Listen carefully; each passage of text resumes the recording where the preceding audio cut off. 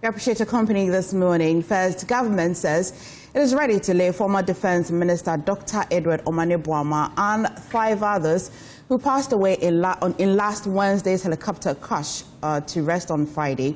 Deputy Chief of Staff in charge of Operations Ashigbey says the military-led ceremony will strictly observe all protocols and accord full honors to the deceased. He said large crowds are expected and adequate security arrangements have been made to maintain order. The service would largely be a military service. It will be conducted by the Ghana Armed Forces, and there will be 3 parts to the funeral program. We would have the pre-burial service, during which period some tributes will be read. We would have Quran recitations during that period, and the second part would be the main funeral and burial service. The pre-burial will start from 7:30 a.m. and would continue to 9 a.m. We expect Her Excellency the Vice President to arrive at the funeral grounds at 8:50 a.m. in the morning, and that will be followed by His Excellency the President at 9 a.m. where the state service will then begin. The service is programmed to last for approximately 3 hours, during which period we would take the biographies of the departed 8 colleagues, parents, siblings, and colleagues. After the biographies, we'll take tributes from the widows and then also tributes from the children. There will be other tributes that would be read by some senior government officials. All institutional tributes from the various institutions that our departed comrades work with or associated with will be read during the pre-burial period before 9 o'clock.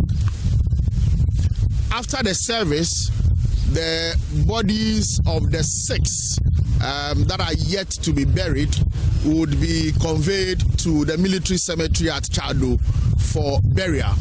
And there as well, the Ghana Armed Forces, together with the churches of the 6 departed comrades, would take charge of the burial ceremony at the military cemetery. Because of the rather large number of people that will be expected tomorrow, a number of measures have been taken to ensure that we have a very solemn ceremony. So for the media that is here, you would have seen the ongoing setup. We are trying our best to provide as many chairs as we can to accommodate the thousands of people that we expect to join the various families and the government officials here for the service. We are going to label the various canopies appropriately to accommodate those who will be coming. We entreat the public who would want to join us for the service to arrive early and collaborate with the protocol and security officials on ground to assist them to sit.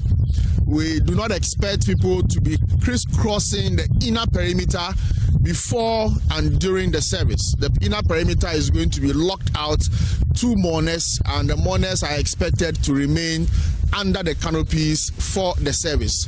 When you come in later today or early tomorrow morning, you would notice the labelings that will be on the various canopies indicating where people are supposed to sit.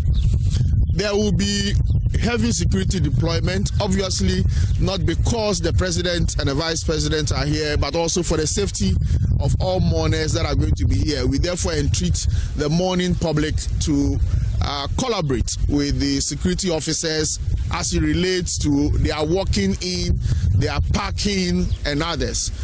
If you are driving in, you will be required to alight at a specific point and walk into the morning zone, and your vehicle can be parked at a designated car park.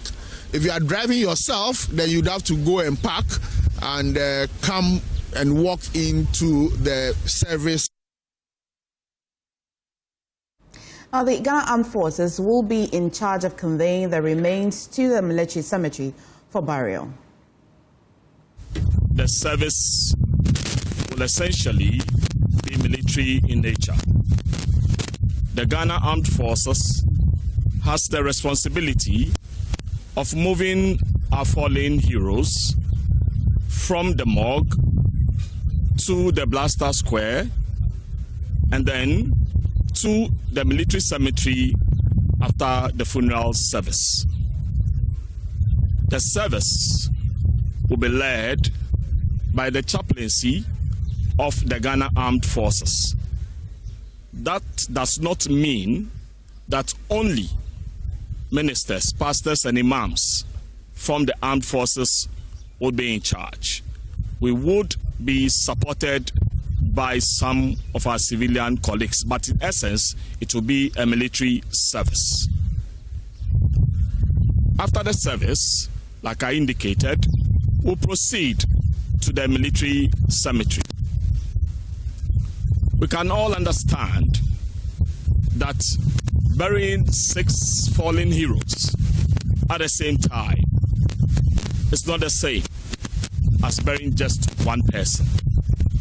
And so there would be some unique arrangements and innovations at the cemetery to ensure that our fallen heroes are accorded the highest state respects possible.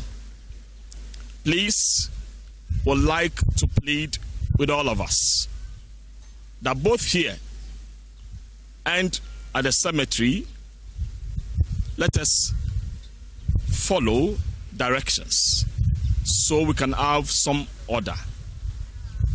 We would not want a situation where people will be walking in places that they are not expected to be in. Please let us all at all times ensure the highest form of discipline. I thank you all. Chief Superintendent Alex Obin, who will lead the police service navigation system, says his outfit will work to ensure free flow of vehicular traffic. On this solemn occasion, and particularly from today at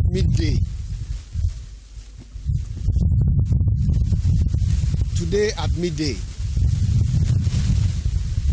traffic police officers will be seen around this vicinity. From this afternoon through the night and through tomorrow, the aim is to ensure that there is free flow of traffic in terms of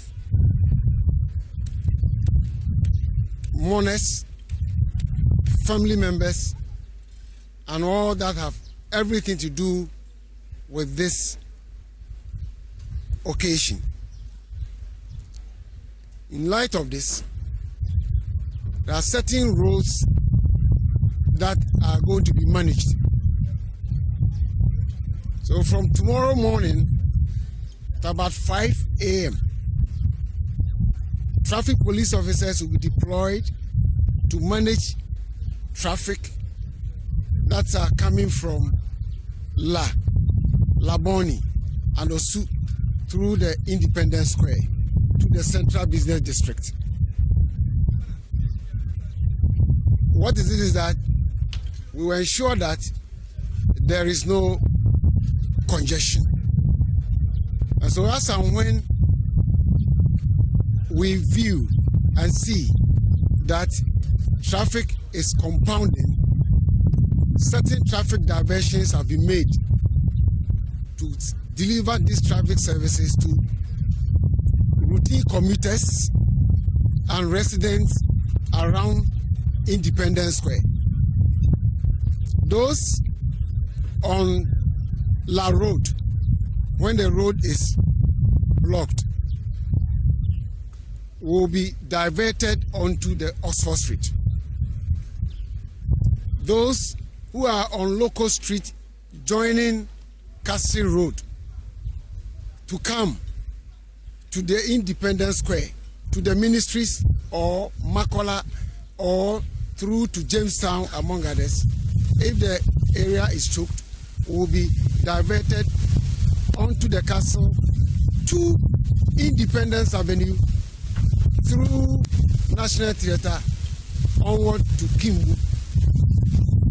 The same applies to our routine road users from Jamestown on the Professor John Evans at Mills High Street.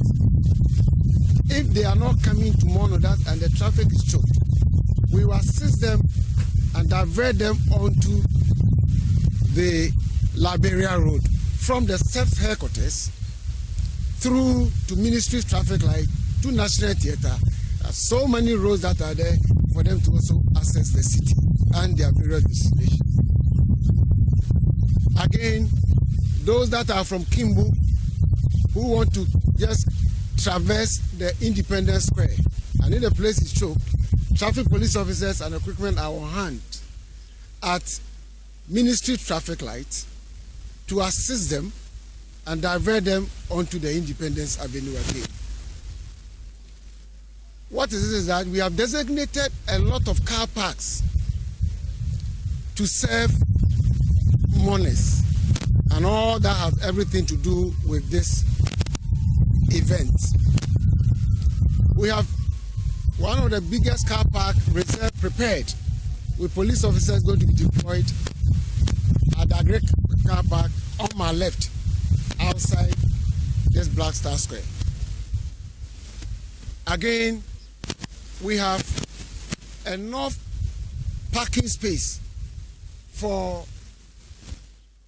dignitaries that are designated as VIP and VVIPs. Meanwhile, parish priest of St. James Seminary Senior High School, Father Sixtus Evans Apiachreme, warns Ghanaians to prepare for life's uncertainties by living a worthy lifestyle to please God. Father Sixtus was speaking at a Requiem Mass in Sunyani Wednesday night for his former classmate, squadron leader Peter Bafemi Anala, who died with 7 others in the helicopter crash last week. Precious Somerville has more. Squadron leader Peter Bafemi Anala completed St. James Seminary Senior High School at Abisim near Sunyani in the Bono region 2007. On July 22, 2025, Peter flew a helicopter over the school and shared an area video with his former mates. He promised his mate Father Sixtus Evans Apiachreme, who is now a priest at the school, that he would be back to see him. But 2 weeks later, squadron leader Anala tragically died in the August 6 helicopter crash at Adansi with 7 others, including 2 ministers of state. Peter was a classmate who was an interesting person. He had a sense of humor that we all admired a lot. And to lose such a person is not easy at all. It's very painful. A solemn requiem mass by the old student of St. James in Peter's honor was attended by many, including former Attorney General Alfred Tuanyeboa. Some of his mates shared their reflections. We were admitted into St. James as seminarians, so we were in the seminarians dormitory. So he was a very nice person, jovial. He has this bubbly personality. Peter's death, is a big blow. Peter was a dedicated member. In fact, on our pages, he's always around.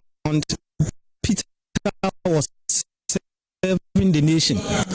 He served well. So we are very sad. Father Sixtus in his sermon said, we must be prepared at all times by living a worthy lifestyle. What we are seeing today is also a caution to all of us that this life is unpredictable. Anything can happen to us. We don't know what is in the next hour, so it can happen to all of us. That is why we also need to prepare ourselves all the time, trying to be in good relationship with other people, just as he did, all the time, so that when our time comes, we will not be found wanting.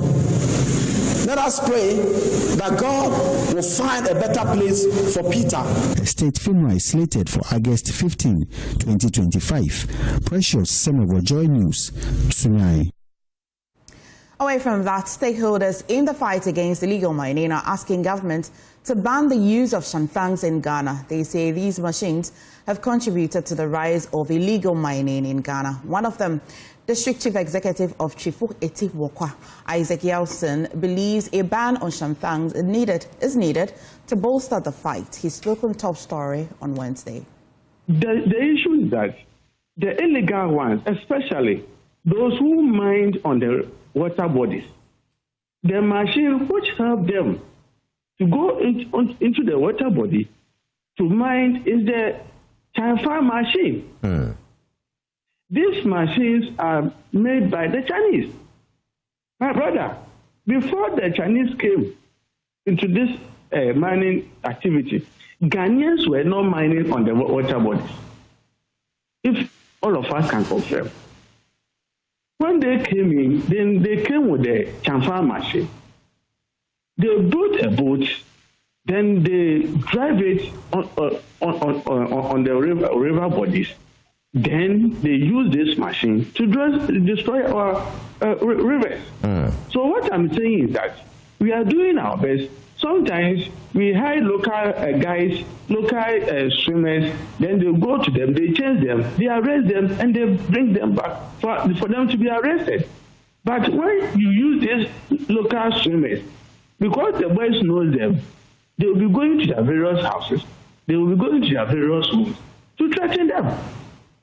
Right. So what I'm saying is that the best we can do as a government, which I'm part of it, is to make sure we ban this importation of shanfang machines.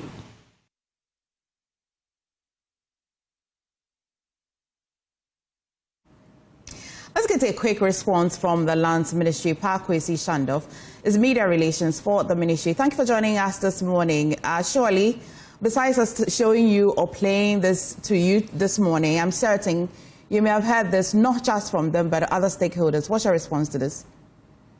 Well, first off, good morning to you. First off, good morning to yourself and to the rest of our audiences. Indeed, taking note of this particular section, we understand that coming from the place, I would react important that the funds that necessarily important. Indeed, what all of our I'm just going to ask you to just reposition yourself just quite properly so we can hear you. We can try again. Okay. Is it clear now? This is better. Thank you.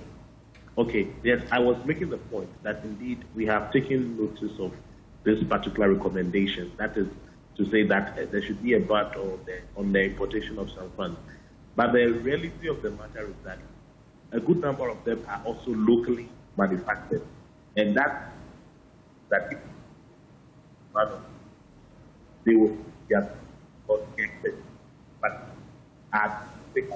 so what we are hearing where against illegal mining is concerned is that we are exploring all possibilities. Indeed, we are working with every available suggestion and recommendation that would... Just because of the network again, we'll try and see if I heard you correctly. I mean, if I hear you, you say that the challenge really is that some of these machines, or particularly the shanfangs, are also locally manufactured? Absolutely. Absolutely. That's the point. And because of that, even if you were to impose a ban on the importation, it may not immediately solve the problem because domestically there is the expertise to manufacture it. So all the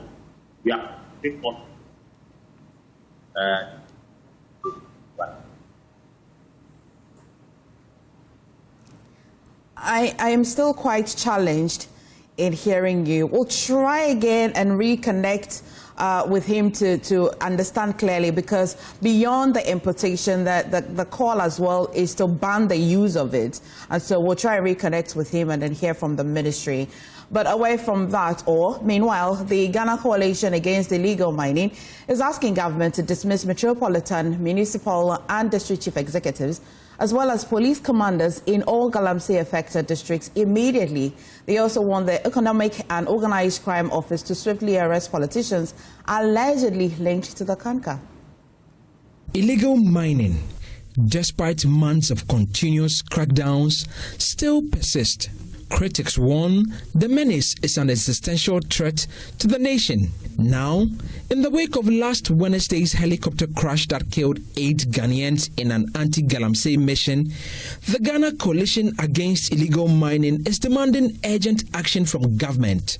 Conveners of the One Ghana movement, Senyo Husi, Arocha Ghana's Deputy Director, Darrell Bosu, and UTAC President, Professor Mamudu Akudugu, speaking on PM Express, all called for government to honor the memory of the 8 by fighting illegal mining head-on. His Excellency the President, I believe, has been hit more than anybody. His relationship with the likes of Omani and Co. For me, he has lost a heartbeat. It is personal to him. That's why when he says the loss is personal to him, he meant it in every way.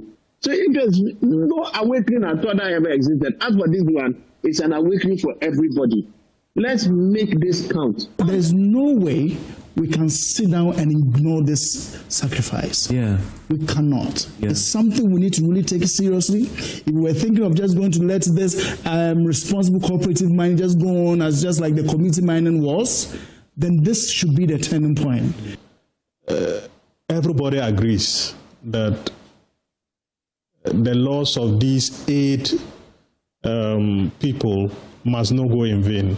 Convener for the Ghana Coalition Against Galamsey, Dr. Kenneth Ashigbey, says the president must act without delay. I would be asking His Excellency the President that anywhere you have Galamsey, you should immediately dismiss the MCE and the DCE and the police commanders who are in those communities, the national security people who are in those communities. After you dismiss them, immediately you need to interdict them and start investigating them for complicity. You dismiss them for incompetence, and then you start investigating them for complicity. He insists Iyoko must go after all politicians named in connection with the menace. It's the elephant in the room. The politically exposed person, Senyo will draw in the business-connected people, these criminals. And we're not dealing with them, we're dealing with them with kid gloves. And so that's what we need. We want to see the president do. And so the head of Iyoko, I'm not too sure why is it that when he came to Wuntumi, there was a show of it. And he was called. Why is it that we've not seen Yamin and the third deputy chairperson, vice president of the NDC also arrested and the investigations being carried out? The coalition earlier secured a signed pact from presidential candidates to fight Galamsey. Last month, UTAC gave government 90 days to act. Professor Akudugu says they will shut down tertiary education if nothing is done and the pact remains ignored. If this doesn't trigger the kind of decisive action that is required to get us to the promised land, as usual, UTAC will definitely advise itself, and if it requires that we close the system to get things done before we open up, we will do that. The coalition says this tragedy must mark a turning point in Ghana's fight against illegal mining. I'll take you back to the Media Relations Officer for the Lands Ministry, Pakwesi Shando. We're earlier engaging him on the call to ban the use of shamfangs. If you can hear me, you were on the point that these machines are locally manufactured and it might just be a challenge. All right. Can you hear me now? Is it clear now? Yes, yes. Okay, yes. I was making the point that in as much as we recognize the rationale behind that suggestion, the reality is that most of the champagnes are locally manufactured. And so because there is domestic, even if you went ahead and you would have meat. So all the we are taking note of this commenting and other indicated earlier. Go ahead and now from observations we are rolling build the minute. Oh dear. The network is not on our side this morning. Maybe. Hello, can you hear me? Is it clear now? For some good reasons, I can only hear you. Can you hear me? Only up to the point you have to make. Let's try again. Oh. Yes. Okay. Can you hear me? Is it clear? Yes, it's clear now. Yes, I was making the point that the expertise for the manufacturing of the champagnes is localized. There is domestic expertise. Therefore, even if you went ahead to impose a ban on the importation, you would not have necessarily go to the early the room. All the things we are considering all of the suggestions and brought and future will indicate formally on the farm measures that we are rolling out to build this with Minister for Mining. Okay. What's the level of response the ministry can give to the call of maybe dismissing municipal and district chief executives in the Galamsey areas, Galamsey communities? How much can the ministry push for this if they agree to this suggestion? It's not a suggestion that is on our action tables now. The reason is, and indeed yesterday on this same platform, I had cause to explain that if you want to deal decisively with illegal mining, in as much as you need people with integrity, men and women who are the fight, it is not only about politics personnel.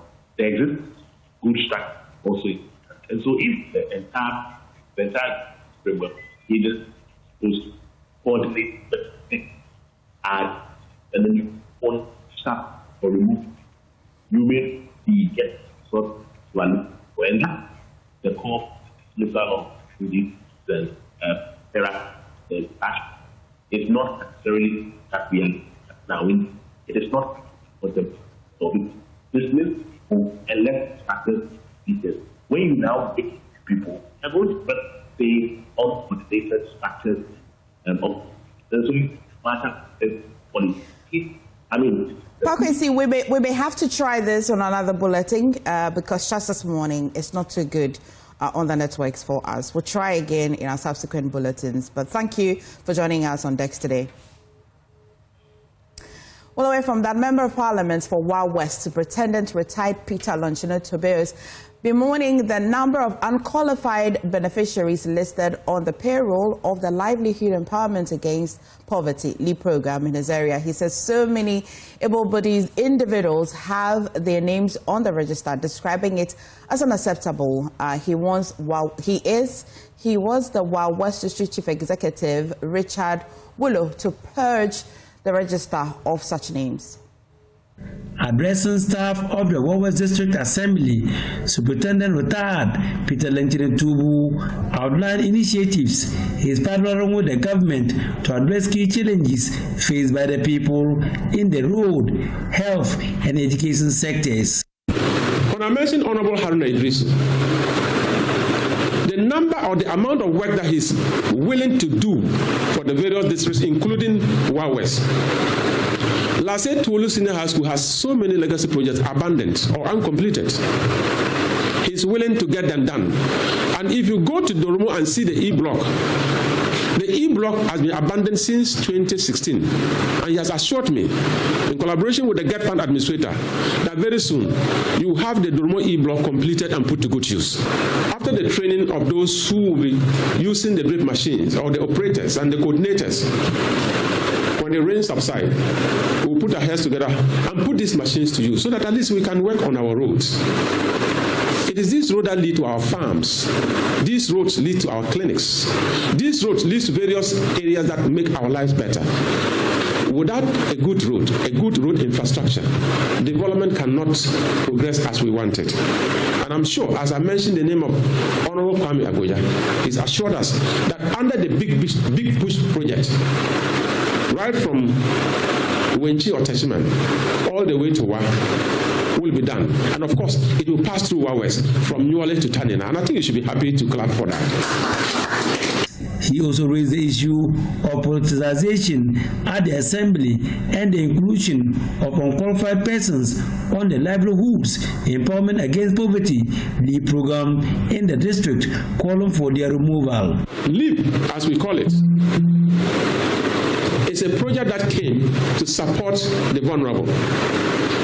I've heard from some quarters that some able-bodied people have gotten their names onto the list of LEAP.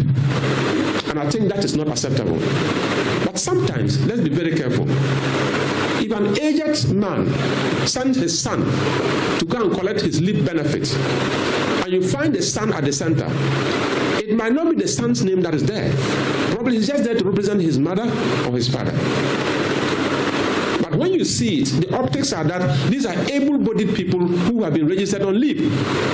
That notwithstanding, I will encourage the DCE to do the needful, review the system, and make sure that people who deserve to benefit from LEAP are the ones who are benefiting from LEAP. And those who do not deserve to be there, get those names out of the list. Wawa's District Chief Executive Richard Wulu spoke about plans by the government to continue with the self-help electricity project, SEF5, that has been abandoned since 2016. We have over 200 communities, but the electricity coverage is below 20% in the district. That is not so good at all. As you are aware, we have electricity projects that were started under the SEF5 project, that is the Grumu, Viri, Kawo, and Varimpere in 2016. When the NDC lost power, these communities are still there as we speak. Nothing has been happening. And it is quite refreshing that the Minister of Energy has assured us that these projects will be completed, and pursuant to financial clearance, we may receive additional 45 communities to improve upon the electricity coverage project in the Wa West district. Superintendent retired Peter Lenchere Tubu later donated 50 life jackets to the Wa West District Assembly for onward distribution to communities that are along the Black Volta. 2 persons drowned at the Black Volta last month on their return from a funeral in Burkina Faso. The Wa West legislature also used the opportunity to address personnel of the Blue Water Guards who will be stationed along the Black Volta to prevent it from being polluted. Reporting for JoyNews, Rafik Salam.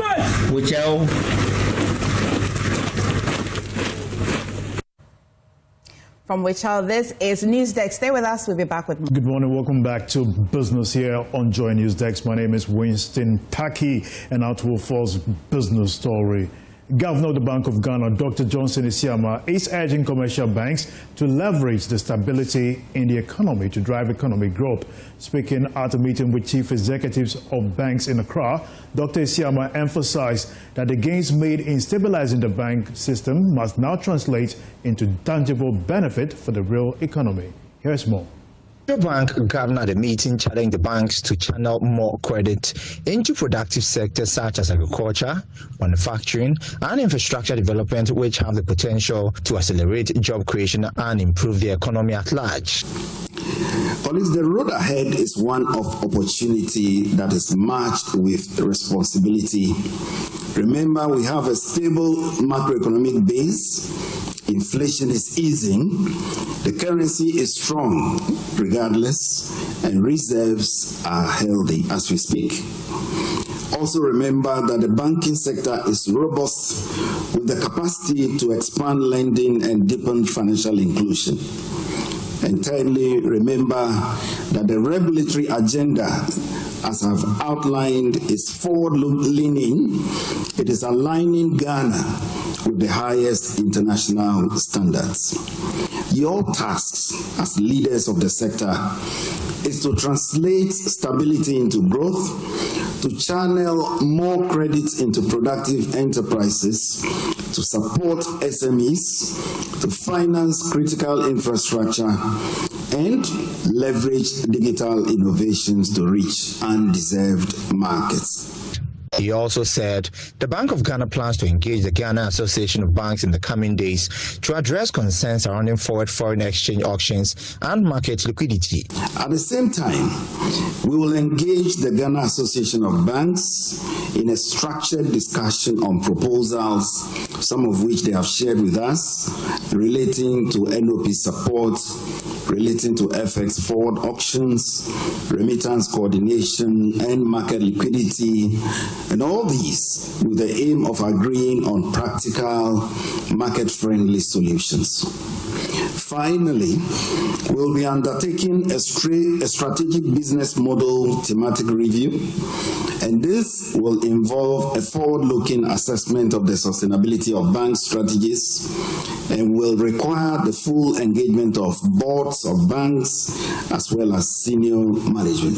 The meeting formed part of the central bank's ongoing engagement with the industry stakeholders to align policy objectives with private sector participation in economic development.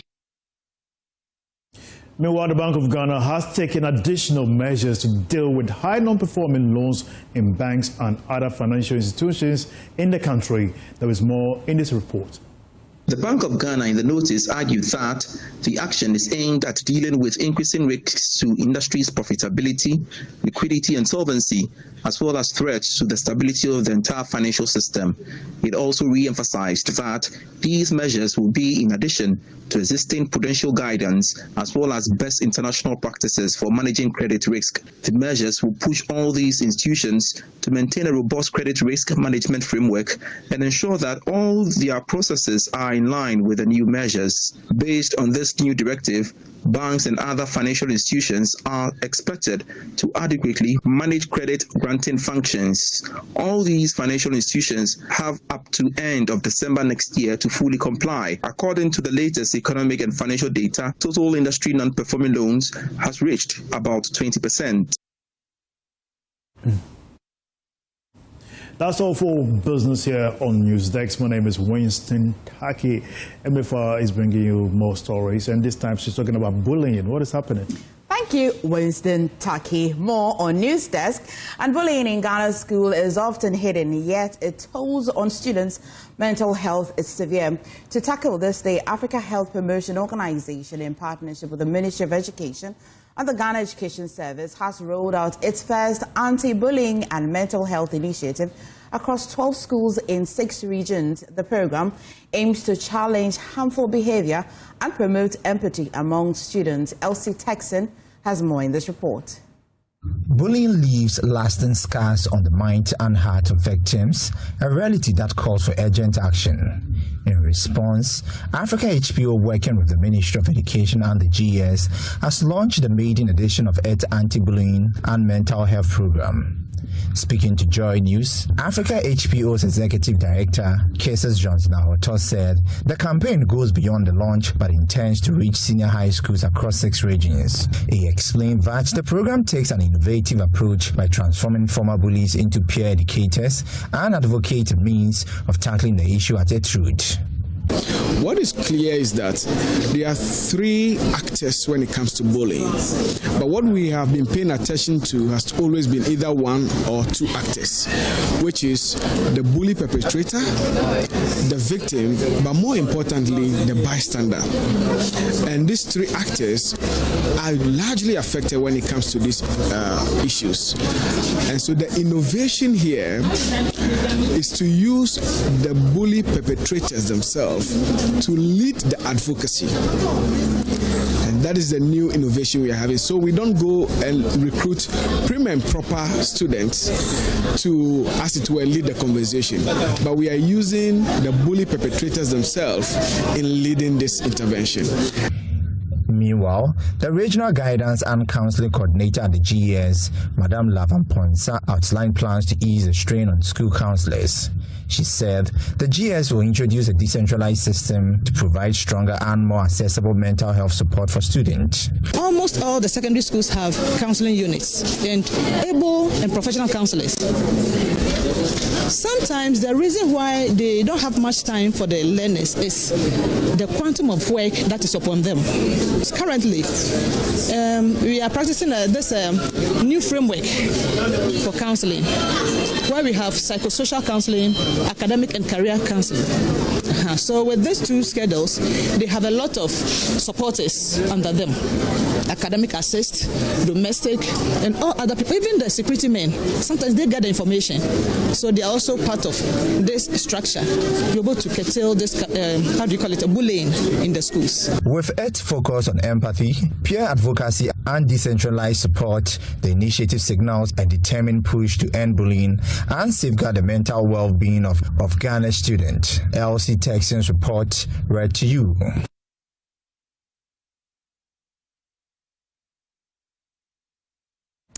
Also, CEO of Midas Touch Entertainment, Kabina Upokopong, has supported inmates of the Kumasi Children's Home with a supply of essential food items and a cash donation. The intervention is to help alleviate the daily struggles faced by the over 100 children in the care home.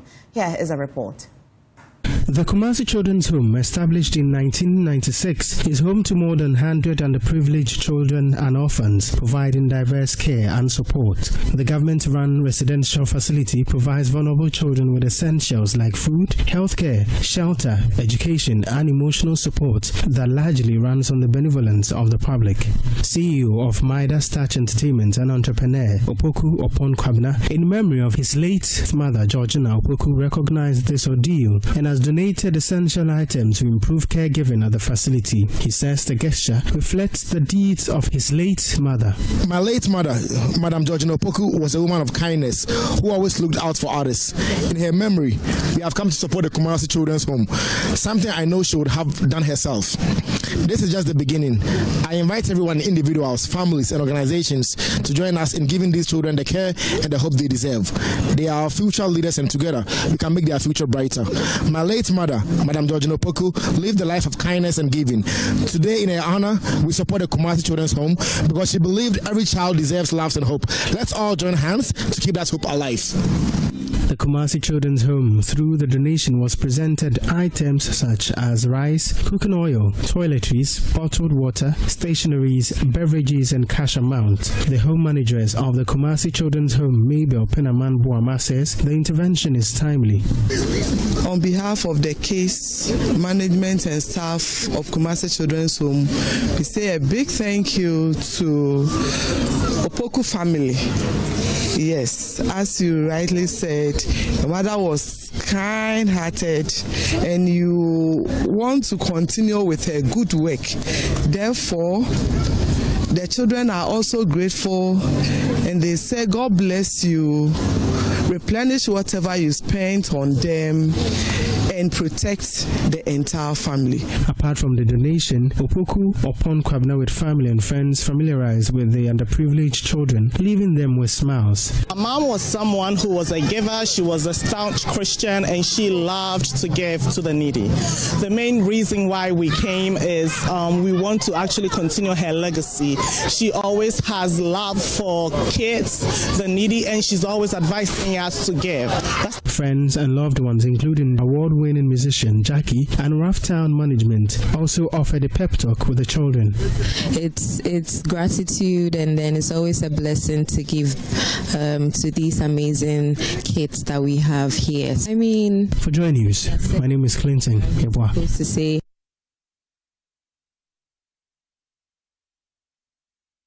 You're still watching News Desk, and before we wrap, we'll take you back to the story of how stakeholders in the fight against illegal mining are asking governments to ban the use of shamtangs in Ghana. They say these machines have contributed to a rise in illegal mining. Now, I'm still joined by Pakwesi Shandov. He speaks for the Ministry of Lands. We're trying to have a little conversation on the back of this. Pakwesi, thank you for making the effort to rejoin and connect with us again. We were on the part where stakeholders are suggesting that we probably fire, let me just use the word, fire the municipal district chief executives and maybe even police commanders in illegal mining communities. And you say that this is not readily on your desk.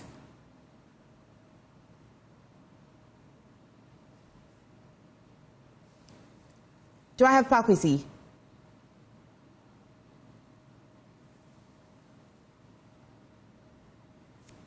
Do I have Pakwesi on? If you can unmute.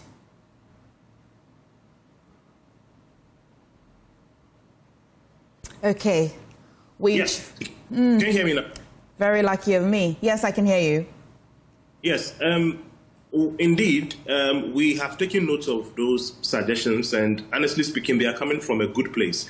The truth of the matter, however, is that if you go ahead and you dismiss or suspend people who are at the helm as part of your efforts in dealing with the elephant in the room, you may not be getting the desired results, and that's because the fight against illegal mining is also a structural fight. So if you have a system that appears to be defective, or you have a structure that is not well designed, regardless of the individuals you put there, the same problem would exist. And that is why we are not immediately open to the suggestion that has gotten to do with the termination of appointments across board. Indeed, if you were to replace them and then you brought new people on board, and those new people were still having to work through defective structures, if I have to put it that way, it would be much ado about nothing. And so it's not a suggestion that we are open to as of now. Okay, I'll take you back to the ban of shamfangs. So the debate really is that we should ban the use of it, not imported. And you've actually been telling us that it's mostly locally manufactured. And so the concern really is not even the importation of it. The importation will be for the excavators, which the Ministry of Transport is dealing with in some sort. It is the use of the shamfangs. I like, or I dare say that the shamfang in itself is illegal in its nature, is it not? Well, first off, I just want to put on record that when it comes to the ban on the importation of ore, the measures that we have put in place to manage the operationalization of excavators, it is the Ministry of Lands and Natural Resources that is leading the fight. The Ministry of Transport is only a collaborative outfit. But back to the issue of shamfangs. Indeed, I had indicated that the expertise is domesticated. So even if you ban the importation, you still have not dealt with the problem. As to whether or not we should scrap it entirely, I have to say honestly that it's a conversation on the table. And even with all the operations that we have embarked on so far, supervised by the National Anti-Illegal Mining Operations Secretariat, the NIMOS, the dislodgement of shamfangs has been one of the topmost priorities. If we are able to clear the total number of shamfangs that we have in the system, I think that we'll be able to make progress. But if indeed those ones that are also imported have to be banned, we'll go ahead and do that. Because currently, we are firing from all cylinders. It doesn't matter whose ox is God. If there is a particular... Is it really the shamfang, or it is how it is used? No, you see, so as of now, it is obvious that they are not appropriately deployed. And so if they are not appropriately deployed, you wouldn't want to risk having it in the hands of anybody, because it will be difficult to, as it were, perhaps measure the usage. So freeze the usage of it entirely. When you get to a place where you feel that now perhaps we can allow for its usage, why not? But for now, because they have become prime element or prime equipment in the illegal mining menace, you just have to freeze the usage outrightly. Right. Thank you, Pakwesi, for attempting to join us again to have this conversation. Of course, we'll expand it on our subsequent bulletins. But you, however, thank you for joining us on Joy News Desk. I'll see you at 12 for News Today. For more news, until then, do log on to myjoyonline.com. I'm Memefa Akosiadeti. Thank you for watching.